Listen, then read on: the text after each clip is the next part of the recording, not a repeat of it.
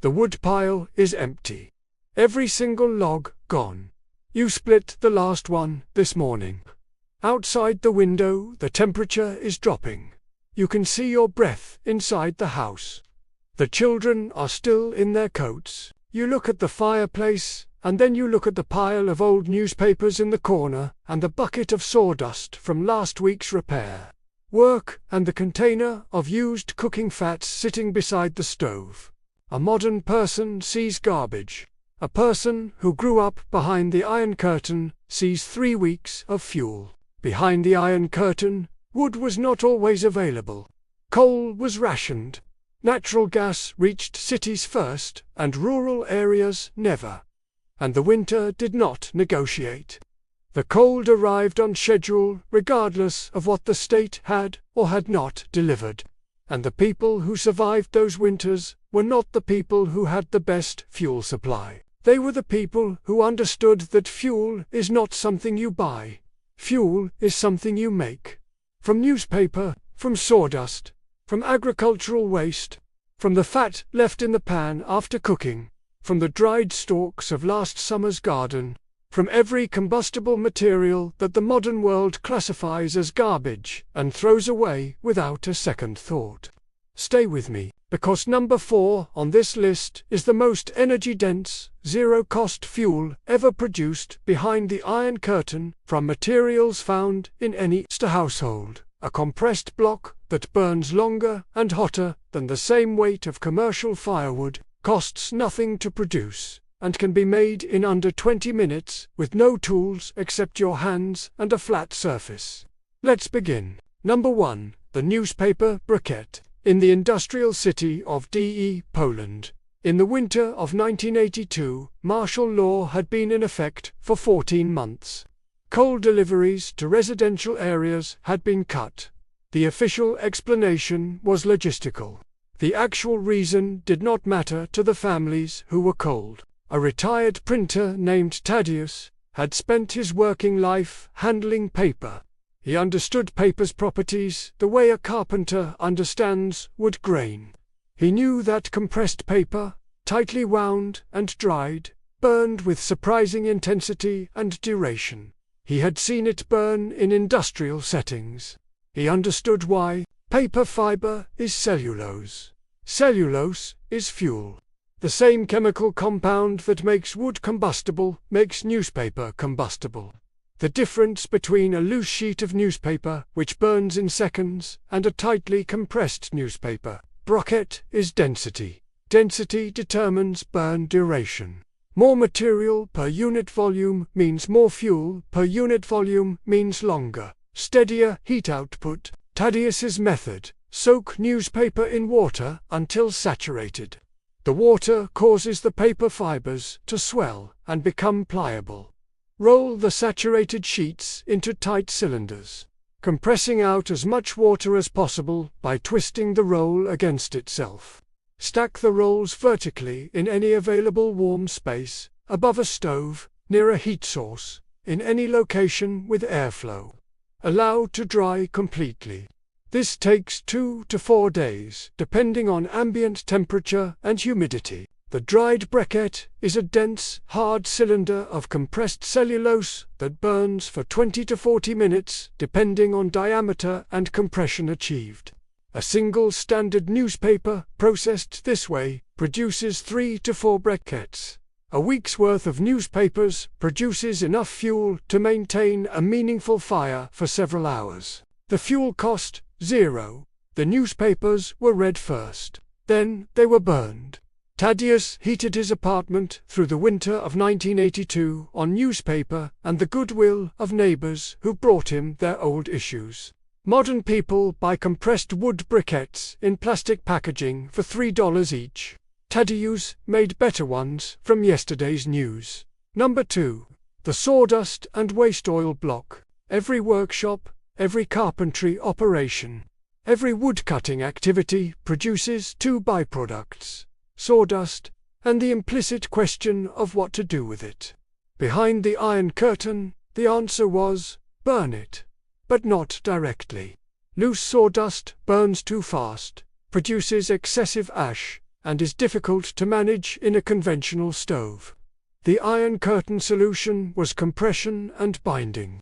Sawdust mixed with a binder. Any liquid that penetrates the sawdust and holds it together as it dries produces a block that burns slowly, steadily, and with significantly more heat output per volume than loose sawdust could achieve. The most effective binder available at zero cost across the entire Soviet bloc was waste cooking oil. The same used fat that appeared in the previous discussion of fat lamps, rendered animal fat, used vegetable oil, the accumulated cooking grease of a household. The process: mix sawdust with enough waste oil to saturate it without making it liquid. The mixture should hold its shape when squeezed but not drip. Pack this mixture tightly into any available mold: a tin can, a cylinder formed from a rolled piece of sheet metal, a rectangular form made from scrap wood. Compress it firmly, allow it to dry and solidify in a warm location for 24 to 48 hours. The resulting block burns at high temperature for an extended period. The oil content increases the energy density significantly above what plain compressed sawdust would achieve. The sawdust structure provides the airflow that allows complete combustion. The combination produces a fuel block that burns cleanly, with minimal ash, and with a heat output that surprised even experienced stove operators who tested it for the first time. Polish and Czech workshop owners who produced sawdust as a byproduct of their work maintained a steady supply of these blocks through winter by processing the week's sawdust on a single afternoon. Material cost zero. Both ingredients were waste materials that had no other use. The modern equivalent, compressed wood and wax fire starter blocks, sells for $4 to $6 per unit. The Iron Curtain workshop made the same thing from waste for nothing. Number 3. The agricultural waste long burn block. In the grain-growing regions of Ukraine, southern Russia, and the Hungarian and Romanian plains, the autumn harvest produced enormous quantities of a material that had no commercial value, occupied storage space needed for other purposes, and was typically burned in the fields simply to dispose of it. Straw, corn, stalks, sunflower stems, the structural waste of agricultural production, cellulose dense, abundant, and in the Soviet system, completely outside the official fuel allocation system, which made it available freely to anyone who wanted to collect it. The challenge with agricultural straw as fuel is the same as with loose sawdust. Low density, a loose armful of straw burns intensely but briefly. The heat output is high, but the duration is measured in minutes. Iron Curtain farm families solved this with a technique that converts loose straw into a fuel block approaching compressed peat in burn characteristics. The method: gather straw into bundles the diameter of a standard log. Twist the bundle tightly on itself, a rotating motion that compresses the fibers and eliminates the air gaps responsible for rapid combustion. Fold the twisted bundle in half and twist the two halves together. The result is a dense, knotted cylinder of compressed straw fiber. Bind with wire, string, or a strip of twisted straw. This compressed bundle burns for 15 to 30 minutes in a closed stove, sustained heat output that the same loose material would produce in under 3 minutes. Ukrainian farmhouse stoves burned compressed straw bundles through entire winter nights. Modern pellet stoves burn compressed agricultural waste, the same material processed industrially, at several $100s per ton. Ukrainian grandmothers produced equivalent fuel from field waste, by hand, for free, every autumn for decades. Stop here. Look around your home right now. How much combustible material do you have that you are currently classifying as garbage? Old newspapers, cardboard, sawdust from any recent repair work, cooking fat saved in any container, dried plant material from the garden or yard. In a genuine heating crisis, in a winter where fuel is unavailable, unaffordable, or rationed, every piece of this material is not garbage. It is heat that you have not processed yet. The Iron Curtain families, who stayed warm through the worst winters of the Soviet period, were not warm because they had more fuel than their neighbors. They were warm because they had decided, systematically and in advance, that nothing combustible in their household would be discarded without first asking the question, can this be burned? Write in the comments how much fuel material is sitting in your garbage or recycling bin right now. Number 4. The compressed peat and clay block. This is the one I promised, and it is the most counterintuitive because one of its primary ingredients is something that most people would consider the opposite of fuel. Peat, the partially decomposed organic material that accumulates in waterlogged conditions across the boggy terrain of northern and eastern Europe, is one of the oldest solid fuels in human history. It burns slowly, at moderate temperature, with the distinctive earthy smell that anyone who has experienced a northern European winter knows immediately. Behind the Iron Curtain, peat was officially allocated and distributed in some regions. In others, it was simply dug by whoever needed it from bog areas that remained outside collective agricultural management, too wet to farm, too remote to supervise. The Iron Curtain innovation was the clay-bound peat block, a combination that extended the available peat supply by a factor of 3, while simultaneously improving the burn characteristics of raw peat. Clay, when mixed with peat and dried, acts as a structural binder that holds the block together during handling and combustion. It also moderates the burn rate. The clay mass absorbs heat during the combustion process and releases it slowly. As the block burns from the interior outward, the resulting block burns at lower peak temperature but for significantly longer duration than pure peat. The total heat energy delivered per block is comparable to pure peat of equivalent weight, but delivered over a longer period, which is precisely what a household stove needs for overnight heating. A rapid hot burn that dies in 2 hours is less valuable than a slow, moderate burn that maintains temperature for 8. The construction: dig peat from any bog margin, clay from any local deposit below the topsoil layer. Mix approximately 60% peat to 40% clay. Add water to workable consistency. Form into blocks by hand or in wooden molds. Dry in sun and air for 1 to 2 weeks. The dried blocks handle like soft brick. Stack, store indefinitely, load directly into any solid fuel stove. Belarusian and Lithuanian rural families produced their entire winter fuel supply this way in regions where commercial allocation was chronically inadequate. 2 to 3 weeks of summer work. Enough blocks for the entire winter. 0 cost. 0 purchased material.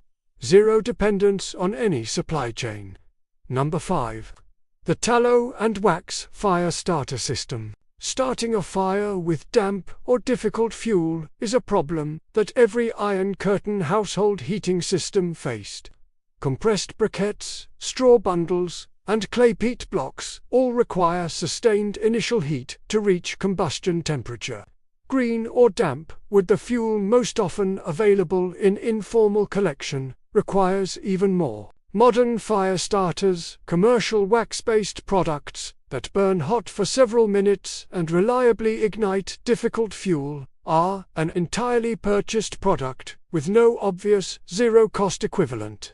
The Iron Curtain equivalent was produced from the same waste stream that appeared throughout this series. Tallow, rendered animal fat, impregnated into strips of cotton fabric, cardboard, or tightly twisted paper, produces a fire starter of equivalent performance to commercial products. The method: melt tallow or any solid animal fat in a small container over low heat until fully liquid. Submerge strips of cotton cloth, torn cardboard, or twisted paper rope into the liquid fat. Allow them to saturate fully.